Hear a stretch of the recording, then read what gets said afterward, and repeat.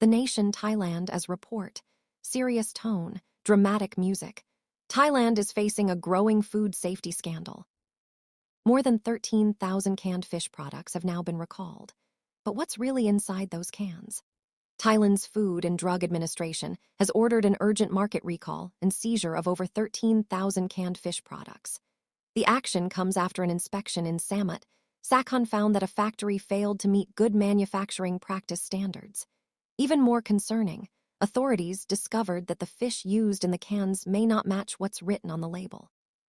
This follows a viral online complaint from a consumer who noticed something unusual.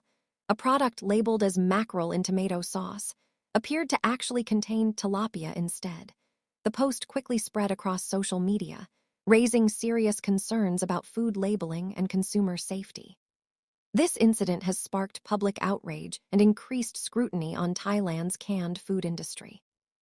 Authorities are now investigating further to ensure that food products meet proper safety and labeling standards.